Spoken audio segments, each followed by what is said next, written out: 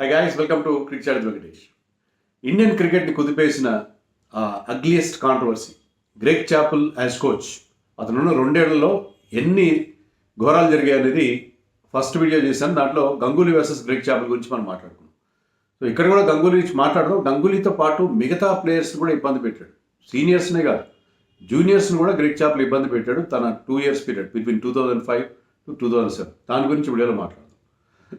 నేను చేసిన వీడియోలో ఏం చెప్పాను, అసలు గ్రెగ్ చాపెల్ ఇండియా కోచ్గా ఎలా వచ్చాడంటే గంగూలీ స్వయంగా తెచ్చుకున్నాడు. అతనికి ఏదో బ్యాటింగ్ లెసన్స్ ఇచ్చాడు ఆస్ట్రేలియా టూర్లో అని చెప్పి అతనే ఏరుకోరి తెచ్చుకుంటే అతనికే ఎసరు పెట్టాడు. అతని క్యాప్టెన్సీ తప్పించాడు. తర్వాత టీంలోంచి తీసే ప్రయత్నం చేశాడు. బీసీసీఐకి అతని మీద కంప్లైంట్ చేస్తూ ఈమెయిల్స్ పెట్టాడు. ఆ ఈమెయిల్స్ లీక్ చేశాడు. తర్వాత బీసీసీఐ అతనికి గంగూలీకి రాజీ కుదిర్చారు. తర్వాత కూడా గంగూలీ క్యాప్టెన్సీ కోల్పోయాడు, ఆల్మోస్ట్ ప్లేస్ కోల్పోయాడు. అక్కడ వరకు నిన్న వీడియోలో మాట్లాడాడు. రిమైనింగ్ ఈ వీడియోలో మాట్లాడు. యాక్చువల్గా నేను చెప్పినట్టు గంగూలీకి ఒక్కడికే అతను ఇబ్బంది పెట్టలేదు. Even the great Sachin Tendulkar కూడా ఇబ్బంది పడ్డాడు. సచిన్ టెండూల్కర్ ఎలాంటి రివీలేషన్ చేశాడు, ఎలాంటి ఒక విషయం బయట పెట్టాడు అనేది చివరిలో చెప్తాను, గ్రెగ్ చాపెల్ పీరియడ్లో అతను చేసిన ఒక కుట్ర గురించి. బట్ అంతకుముందు సచిన్ కూడా అతను ఏ విధంగా ఇబ్బంది పెట్టాడని చెప్తాను. ముందుగా ఏమన్నాడు, Sachin always use to play with heavy bat. మామూలుగా అందరూ వాడే బ్యాట్ కంటే కూడా హెవీ బ్యాట్తో ఆడేవాడు.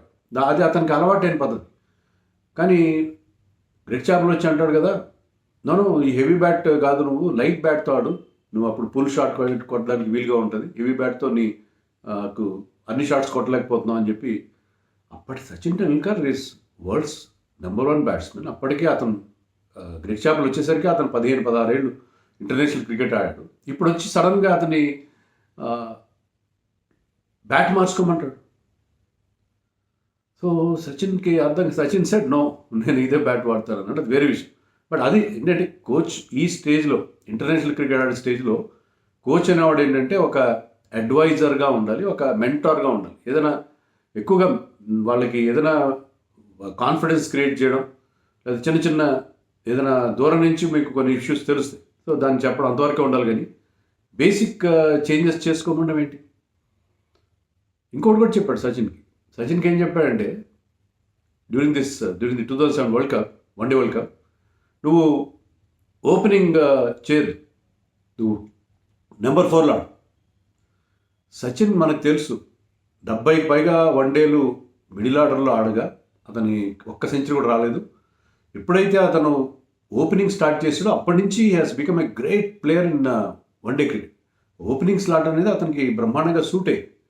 కానీ గ్రెగ్ చాపెల్ వచ్చేసి నువ్వు ఓపెనింగ్ వద్దు, నువ్వు మిడిల్ ఆర్డర్లో ఆడంటాడు. ఇలాగా ప్రతి ప్లేయర్ని ఇబ్బంది పెట్టాడు. అది సచిన్ సార్.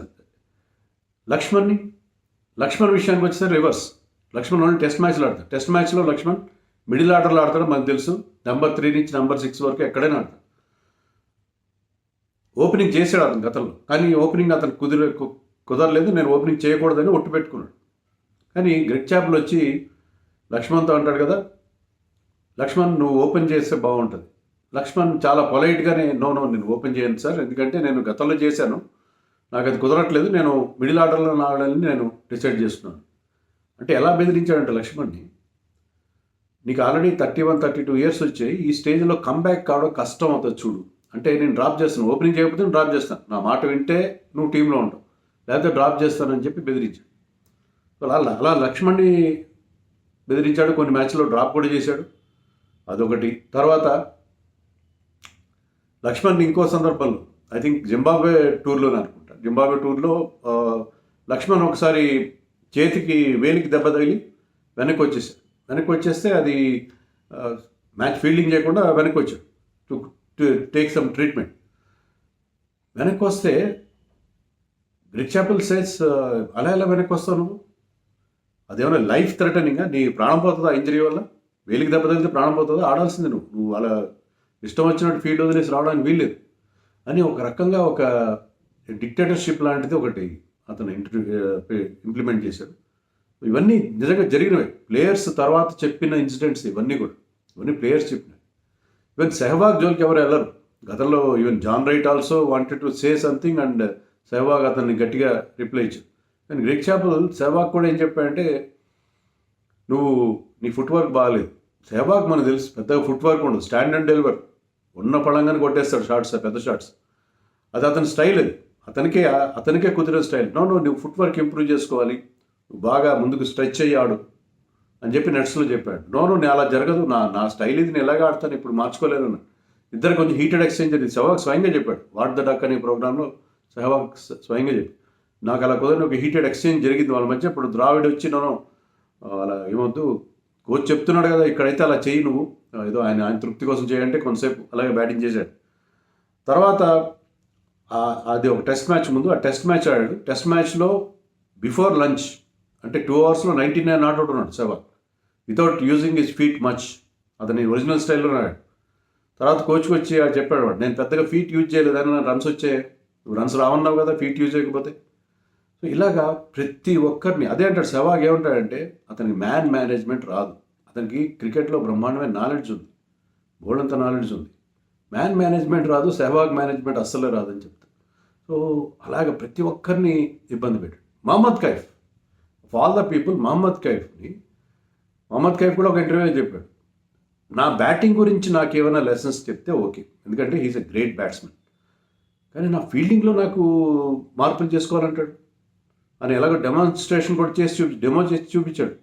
ఏ మార్పులు చేయమన్నాడు, అతను ఫీల్డింగ్లో కైఫ్ని మించిన వాడు ఉంటాడు. సో నా ఫీల్డింగ్ గురించి I take lot of pride, నేను చాలా గర్వంగా ఫీల్ అవుతాను. నా ఫీల్డింగ్లో మార్పులు చేయమంటాడు ఏంటి, మార్పులు అని చెప్పి కైఫ్కి ఫీల్డింగ్ లెసన్స్ చెప్తాడు. సో ఇలాగా ప్రతి ఒక్కరిని బాధ పెట్టాడు, ప్రతి ఒక్కరిని. అని ధోనికి చెప్పాడంటే, ధోని స్వయంగా చెప్పలేదు, ధోని గురించి మిగతా ప్లేయర్స్ చెప్పింది. ధోనికి ఏం చెప్పాడంటే, నువ్వు అంతా గాల్లో కొడుతున్నావు, నువ్వు అని ఏరీ ఫెయిరీ షాట్స్ కొడుతున్నావు, అలా కాదు, try to play all along the ground. ధోనికి చేత కాదు, ధోని అలా బండగా పవర్ హీటింగ్ చేస్తాడు అంతేగాని ధోనిని కవర్ డ్రైవ్ కొట్టమంటే ధోని కవర్ డ్రైవ్ కొట్టే టైప్ కాదు అతని దగ్గర అలాంటి షాట్స్ లేవు. బాల్ని బాధిపారాడు, అదే ఉంటుంది అతని స్టైల్, అది మార్చుకోమంటాడు. సో వాళ్ళ న్యాచురల్ స్టైల్ని మార్చుకోమంటాడు. ఇర్ఫాన్ పఠాన్ మంచి స్వింగ్ బౌలర్, బ్రహ్మాండమైన ఫామ్లో ఉన్నాడు అప్పట్లో. అతన్ని ఏం చేశాడు, నెంబర్ 3 లాట్లో బ్యాటింగ్ పంపించి అతన్ని బ్యాటింగ్ మీద కాన్సన్ట్రేట్ చేశాడు, బౌలింగ్ పోయింది.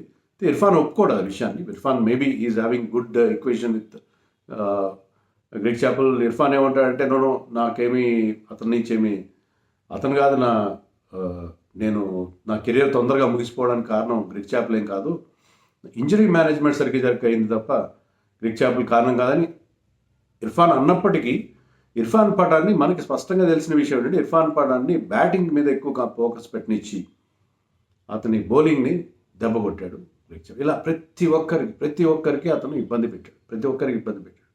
ఇక సౌరవ్ గంగూలీ సంగతి. సౌరవ్ గంగూలీ ప్రాబ్లమ్స్ తర్వాత కూడా కంటిన్యూ అయినాయి. అంటే ఇద్దరు గొడవపడిన సందర్భాలు లేవు. కానీ తర్వాత మనం పాకిస్తాన్ వెళ్ళినప్పుడు సౌరవ్ గంగూలీ ఫస్ట్ టెస్ట్లో ఆడాడు. అయితే ఆ టెస్ట్లో ఎక్కువ అతనికి బ్యాటింగ్ రాలేదు. సెకండ్ టెస్ట్ మ్యాచ్లో 30 or 40 ఎన్నో చేశాడు సౌరవ్ గంగూలీ. లాస్ట్ టెస్ట్ మ్యాచ్లో మళ్ళీ అతను డ్రాప్ చేశారు. సో అక్కడ డ్రాప్ చేశారు. తర్వాత మనం ఇంగ్లాండ్తో ఒక హోమ్ సిరీస్ ఆడాం, దాంట్లో సౌరవ్ గంగూలీకి ప్లేస్ లేదు. తర్వాత వెస్టిండీస్లో కూడా అతన్ని టీంలో తీసుకోలేదు. సో 2 సిరీస్లో అతను పక్కన పెట్టాడు. 2006లోనే మనం సౌత్ ఆఫ్రికాకి మాత్రం సౌరవ్ గంగూలీ మళ్ళీ టీంలోకి తీసుకున్నారు. అక్కడ ఫస్ట్ టెస్ట్ మ్యాచ్ మనం జోహానస్బర్గ్లో గెలిచాం. సౌత్ ఆఫ్రికాలో వచ్చిన మొట్టమొదటి విజయం. దాంట్లో Sourav Ganguly batted beautiful. Sourav Ganguly first ఇన్నింగ్స్లో మన టీంలో వచ్చిన ఏకైక హాఫ్ సెంచరీ అతనికి వచ్చింది, 51 నాట్అవుట్. సెకండ్ ఇన్నింగ్స్లో అది లో స్కోరింగ్ మ్యాచ్. సెకండ్ ఇన్నింగ్స్లో లక్ష్మణ్కు 50 చేశాడు, 71 ఎంతో. గంగూలీ 25 చేశాడు. సో ఆ లో స్కోరింగ్ మ్యాచ్లో 2 ఇన్నింగ్స్లో అతను బాగా ఆడాడు. ఆ సిరీస్ మనం ఓడిపోయాం. యాక్చువల్లీ ఫస్ట్ టెస్ట్ గెలిచినప్పటికీ ఆ సిరీస్ ఓడిపోయాం. అయినా Ganguly was the top score. మన టీంలో అందరికంటే ఎక్కువ రన్స్ చేసింది గంగూలీ. సో అతను కమ్బ్యాక్ అయ్యాడు. సో ఇన్ని ప్రాబ్లమ్స్ ఉన్నా, కోచ్ తనకు వ్యతిరేకంగా ఉన్నా, Ganguly is made of sterner stuffs. So తన బ్రహ్మాండంగా కమ్బ్యాక్. ఆ తర్వాత 2 వన్డే సిరీస్లు జరిగాయి. ఆ 2 వన్డే సిరీస్లో కూడా శ్రీలంక అండ్ వెస్టిండీస్ అనుకుంటారు. ఆ రెండింటిలో కూడా Ganguly was the top scorer in India, almost 70 average. And శ్రీలంకతో జరిగిన దాంట్లో అతను మ్యాన్ ఆఫ్ ది సిరీస్ కూడా గెలుచుకున్నాడు. సో గంగూలీ ఎక్కడ తగ్గలేదు, ఎన్ని బాధలు పెడుతున్నా తగ్గలేదు. ఆ తర్వాత ఇతను వెళ్ళిపోయిన తర్వాత, గ్రెగ్ చాపెల్ వెళ్ళిపోయిన తర్వాత కూడా బ్రహ్మాండంగా మరొక 3 సెంచరీలు చేశాడు టెస్టుల్లో, including double century against Pakistan. So అతను గ్రాండ్గా ఎండ్ ఆఫ్ 2008లో మంచి గ్రాండ్ స్టైల్లో రిటైర్ అయ్యాడు. సో గ్రెగ్ చాపెల్ అతని కెరీర్కి ఫుల్ స్టాప్ పెట్టలేదు. Ganguly came back very very strongly. తర్వాత మనం ఇతని విషయంలో చెప్పుకోవాల్సింది ఏంటంటే, ఈ గ్రెగ్ చాపెల్ విషయంలో అతను సరే చాలా టఫ్ మెజర్స్ పాటించాడు. చాలామంది ఏమంటారంటే అతను ఫీల్డింగ్కి ఇంపార్టెన్స్ ఇచ్చాడు. Yes, I agree. ఆల్రౌండర్స్కి అందుకే ఇర్ఫాన్ని ఎక్కువ ప్రామినెన్స్ ఇచ్చాడు, సురేష్ రైనాకి ప్రామినెన్స్ ఇచ్చాడు, ధోనీని ఎంకరేజ్ చేశాడు. ఒప్పుకుంటాను, కొంతవరకు ఆ ఫీల్డింగ్ ఇంపార్టెన్స్ ఇవ్వడము, కొత్త ప్లేయర్స్ అగ్రెసివ్ స్టైల్కి అంత అన్నీ ఒప్పుకుంటాను. కానీ సీనియర్స్ని ఎంతగా బాధ పెట్టాడో మనకు తెలుసు కదా. దానివల్ల ఏమైందంటే మనకి ఏ విజయాలు రాలేదు. హ్యాపీ డ్రెస్సింగ్ రూమ్ అని ఒక మాట వింటాం. హ్యాపీ డ్రెస్సింగ్ రూమ్ లేదు అప్పుడు. ప్లేయర్స్ అందరూ ప్రతి ఒక్కరూ ప్రైవేట్గా కంప్లైంట్ చెప్పుకోవడం అని చెప్పి ప్లేయర్స్ ఇంటర్వ్యూస్ చూసాను కదా నేను ఈ వీడియో చేయడానికి ముందు. వాళ్ళందరూ ప్రతి ఒక్కరు వచ్చి గ్రెగ్ చాపెల్ నిన్నేమన్నాడు అంటే నిన్నేమన్నాడు. ఇదే వాళ్ళకి వచ్చిన ప్రాబ్లం. సో దానివల్ల మనకి అతను టఫ్ మెజర్స్ వల్ల ఏమైనా మంచి విజయాలు వచ్చాయా? సరే టఫ్గా ఉన్నాడు అతను, బాగానే ఉంది. రాలేదు, అన్నీ ఓటములే. 2006లోనే మన పాకిస్తాన్లో ఫస్ట్ 2 టెస్ట్ మ్యాచెస్ డ్రా అయినాయి. థర్డ్ టెస్ట్ మ్యాచ్లో మనం ఓడిపోయాం. సో సిరీస్ పాకిస్తాన్తో ఓడిపోయాం. ఇంగ్లాండ్ ఇండియా వచ్చింది. ఇండియాలో మనం ఎప్పుడు గెలుస్తూనే ఉంటాం కదా. కానీ దాంట్లో వాళ్ళొక టెస్ట్ గెలిచారు, మనం ఒక టెస్ట్ గెలిచాం, ఇంకో టెస్ట్ డ్రా అయింది. సో ఇంగ్లాండ్తో అట్ హోమ్ మనం డ్రా మాత్రం చేసుకున్నాం. తర్వాత సౌత్ ఆఫ్రికా వెళ్ళాం. సౌత్ ఆఫ్రికాలో మనం సిరీస్ ఓడిపోయాం. ఫస్ట్ టెస్ట్ గెలిచామని చెప్పాను కదా. జోబెర్గ్లో ఫస్ట్ టెస్ట్ గెలిచాం, అది గ్రేట్ విక్టరీ. అది ఎందుకు గెలిచామంటే దాని గురించి లక్ష్మణ్ చెప్తాడు. లక్ష్మణ్ ఏమన్నాడంటే ఆ టెస్ట్ మ్యాచ్కి ముందు మేము ప్లేయర్స్ వితౌట్ కోచ్, మీ అందరూ ప్లేయర్స్ అందరూ మీటింగ్ పెట్టుకున్నాం. కోచ్ ఎలాగైనా ఉండని, మనం బాగా పర్ఫామ్ చేద్దాం, టీంని గెలిపిద్దాం అని చెప్పి వాళ్ళు ఒక గట్టి పట్టుదలతో ఆ టెస్ట్ మ్యాచ్ ఆడారు, గెలిచారు. అంతేకాని దాంట్లో కోచ్ రోల్ ఏం లేదు. ఆ జోబర్గ్లో సాధించిన historic win, first win in South Africa, గెలిచారంటే. కానీ సిరీస్ తర్వాత 2 టెస్టులు ఓడిపోయి సిరీస్ కూడా ఓడిపోయాం. తర్వాత ఛాంపియన్స్ ట్రోఫీ అట్ హోమ్ జరిగింది. దాంట్లో కూడా మనం గ్రూప్ స్టేజ్లోనే ఇంటికి వెళ్ళిపోయాం. సో గ్రెగ్ చాపెల్ మెజర్స్ వల్ల మనకి ఏం మేలు జరగలేదు. అన్నిటికంటే దారుణం ఏంటంటే వరల్డ్ కప్కి వెళ్ళాం. 2007 వరల్డ్ కప్కి వెళ్ళాం. ఆ వరల్డ్ కప్ ముందు సచిన్ తన పుస్తకంలో రాస్తాడు. ఏమని రాస్తాడంటే గ్రెగ్ చాపెల్ చాలా ఇబ్బందులు పెడుతున్నాడు, అతన్ని ఇండియాలో ఉంచేసి కోచ్ లేకుండా వెళ్తాం మేము సీనియర్ ప్లేయర్స్ మేము మేనేజ్ చేస్తాం టీంని, ఈ కోచ్తో మాకు ఇబ్బందులు అని చెప్పి బీసీసీఐకి ఆల్రెడీ సచిన్ ఇన్ఫార్మ్ చేశాడు, తన బుక్లో రాశాడు సచిన్. కానీ బీసీసీఐ వెళ్ళలేదు, ఇతను పంపిస్తే ఏమైంది మనకి? That was probably one of the best Indian team to go to A world cup. దాంట్లో మంచి ప్లేయర్స్ ఉన్నారు. సచిన్, సెహ్వాగ్, రాహుల్ ద్రావిడ్ కెప్టెన్, గంగూలీ, ధోని ఉన్నాడు, జహీర్ ఖాన్, బోనస్ బాయ్, అగార్కర్, కుంబ్లే, హర్భజన్ సింగ్, అందరూ ఏ రకంగా చూసుకుని చాలా స్ట్రాంగ్ టీం వెళ్ళి, చాలా స్ట్రాంగ్ టీం వెళ్ళి, ఇంత స్ట్రాంగ్ టీం వెళ్ళి మనం సురేష్ రైనా వదిలితే ఇంత స్ట్రాంగ్ టీం వెళ్ళి కూడా మనం బంగ్లాదేశ్తో ఓడిపోయాం, శ్రీలంకతో ఓడిపోయాం. గ్రూప్ స్టేజ్లో చాలా హ్యూమిలేటింగ్గా వెనక్కి వచ్చాం. So culmination of all these things, ఈ పీడ, మనకి పట్టిన పీడ వల్ల వరల్డ్ కప్లో దారుణంగా ఓడిపోయి మనం వెనక్కి వచ్చాం. సో అతని పీరియడ్లో మనకి వచ్చిన గొప్ప విజయాలేం లేవు, ఇలాంటి ఇబ్బందులతో. సో గ్రెగ్ చాపెల్ పీరియడ్ ఒక నిజంగా ఫర్గెటబుల్ పీరియడ్. అది మనకి విజయాలు రాలేదు, ప్లేయర్స్ అందరికీ ఇబ్బందులు ఎదురైనాయి. ఇంకా సచిన్ ఏం చెప్పాడని చెప్తాను. మనం అనుకున్నాం కదా, రాహుల్ ద్రావిడ్ ఒక్కడే, నేను ఎంతమంది చెప్పిన అందరు ప్లేయర్స్ మాట్లాడారు, ద్రావిడ్ ఎప్పుడు కూడా గ్రెగ్ చాపెల్ గురించి మాట్లాడేది. గ్రెగ్ చాపెలే ఒకసారి తన పుస్తకంలో ఏం రాశాడంటే రాహుల్ ద్రావిడ్కి మిగతా సీనియర్ ప్లేయర్స్ అతను కెప్టెన్గా సపోర్ట్ చేయాలని చెప్పి అన్నాడు. బాగానే ఉంది. కానీ రాహుల్ ద్రావిడ్ కూడా ఎత్తి పెట్టడానికి అతను ట్రై చేశాడు. ఎలా అంటే సచిన్ టెండూల్కర్ బుక్లో రాసిన దాని ప్రకారం జస్ట్ వరల్డ్ కప్కి కొద్ది వారాల ముందు గ్రెగ్ చాపెల్ మా ఇంటికి వచ్చాడు. అంజలి, నా భార్య కూడా పక్కనే ఉంది. వచ్చి ఏమంటాడంటే రాహుల్ ద్రావిడ్ని కెప్టెన్సీ తప్పిద్దాము, నువ్వు కెప్టెన్సీ టేకప్ చేయి, మనిద్దరం కలిసి కొన్నేళ్ల పాటు ఇండియన్ క్రికెట్ని రూల్ చేద్దాం అని చెప్పి ఒక బంపర్ ఆఫర్ ఇచ్చాడు సచిన్కి. సో అది సచిన్ చెప్పింది. ఈ సెడ్ నో, నేను అలా కుదిరే పరిస్థితి లేదు, నేనైతే ఒప్పుకోనని చెప్పి సచిన్ సెడ్ నో. సో అది గ్రెగ్ చాపెల్ డినై చేశాడు. నేను సచిన్ ఇంటికి ఒకే ఒకసారి వెళ్ళాను, అది కూడా సచిన్ చెప్పిన సందర్భానికి 1 year before with some support staff వెళ్ళాను, అంతే తప్ప నేను వెళ్ళలేదని డినై చేశాడు. కానీ సచిన్ అబద్ధం చెప్తాడంటే నేనైతే నమ్మను. సచిన్ ఏదో ధర్మరాజు అబద్ధం ఆడినవాడని అన్న కానీ సచిన్ టెండూల్కర్ అతని క్యారెక్టర్ కానీ ఓవర్ ద ఇయర్స్ మనం చూసింది ఏంటంటే అతను ఇలాంటి పచ్చి అబద్ధాలు మాట్లాడే వ్యక్తి కాదు. సో ఖచ్చితంగా అలాంటి ఆఫర్ ఏదో చేశాడు, ఇంటికి వెళ్ళాడు, చేశాడని ఉంటాడని నేనైతే నమ్ముతున్నాను సచిన్ టెండూల్కర్ని. ఎందుకంటే గ్రెగ్ చాపల్ని ఎవరు నమ్మరు గ్రెగ్ చాపల్ని. సో ఆఫర్ చేశాడు. సో రాహుల్ ద్రావిడ్ని ఎంకరేజ్ చేసినట్టుగా కనిపిస్తూనే సచిన్ టెండూల్కర్తో కలిసి కొట్టు. అతను ఏంటంటే సచిన్ టెండూల్కర్ అదే పుస్తకంలో రాస్తాడు, మేము గెలిచినప్పుడేమో ఇతను ముందు ఉంటాడు, మీడియా మీటింగ్స్లో కానీ టీం లీడ్ చేయడంలో ముందు ఉంటాడు, ఓడిపోతే వెనకాల ఎక్కడో ఉంటాడు. సో విజయాన్ని క్రెడిట్ తీసుకుంటాడు, డిఫీట్కి అతను ఎక్కడ కనపడ్డు అని చెప్పాడు. అంతకుముందు ఇతనికి ముందున్న జాన్ రైట్ కానీ ఇతని తర్వాత వచ్చిన గ్యారీ కర్స్టన్ కానీ ఎప్పుడు బ్యాక్గ్రౌండ్లో ఉండేవారు, కానీ ఇతను గెలిచినప్పుడు ముందు ఉంటాడు. సో ఇండియన్ క్రికెట్కి ఈ సీనియర్లందరినీ పంపించడానికి గట్టిగా ప్రయత్నం చేశాడు సచిన్. ఆ పుస్తకంలో కూడా రాశాడు. సో సీనియర్లందరినీ పంపించేస్తే జూనియర్స్ని పెట్టుకొని నేను ఇండియన్ క్రికెట్ని కొన్నేళ్ల పాటు ఏలుదాం, రూల్ చేద్దాం అని చెప్పి ఒక భయంకరమైన ఒక మాస్టర్ ప్లాన్తో వచ్చాడు. దాంట్లో ఆ విషయంలో నాకు ఎలాంటి సందేహం లేదు. ఆ మాస్టర్ ప్లాన్తో వచ్చి అది వర్కౌట్ కాలేదు, సీనియర్ల నుంచి రెసిస్టెన్స్ వచ్చింది, ఇండియన్ క్రికెట్ స్టైల్ అతనికి అర్థం కాదు. సో అది జరిగింది, గ్రెగ్ చాపల్ విషయంలో జరిగింది. సో గ్రెగ్ చాపల్ని నేనేదో విలన్గా చిత్రీకరిస్తున్నాను, బీయింగ్ జడ్జిమెంటల్ అని అనుకోవడానికి లేదు. ఎందుకంటే ఫ్యాక్ట్స్ చెప్తున్నాయి మనకి విషయం. ఇంకా అతని కోచింగ్ ఎంత దారుణం అనే దానికి మనకు రుజువు ఏంటంటే తర్వాత ఎవ్వరు nobody wanted him to be A coach. A team కూడా అతన్ని మరి అంత ఎక్స్పీరియన్స్ ఉంది, ఇండియన్ టీంని కోచ్ చేసిన వాడు, సరే కొన్ని ఇబ్బందులు జరిగినాయి, కానీ ఎవ్వరు అతను జోలికి వెళ్ళలేదు. మళ్ళీ ఆ తర్వాత అతను ఎవ్వరు కోచ్గా తీసుకోలేదు. ఏదో రాజస్థాన్ రాయల్స్కి ఏదో వాళ్ళ అకాడమీలో కోచ్గా కొద్ది రోజులు ఉన్నాడు, అది కూడా ఎక్కువ కాలం ఉన్నట్టుగా లేదు.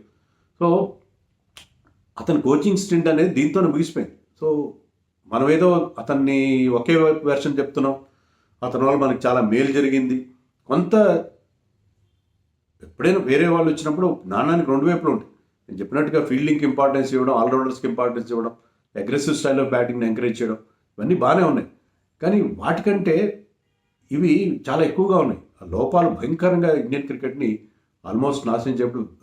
అండ్ లక్ష్మణ్ చెప్తాడు, లక్ష్మణ్ ఎప్పుడూ లేని ఒక ఇంటర్వ్యూలో, ఎన్డీటీవీకి ఇచ్చిన ఇంటర్వ్యూలో, అది కూడా చూశాను నేను, ఎన్నో ఏళ్ళు వెనక్కి తీసుకెళ్ళిపోయాడు.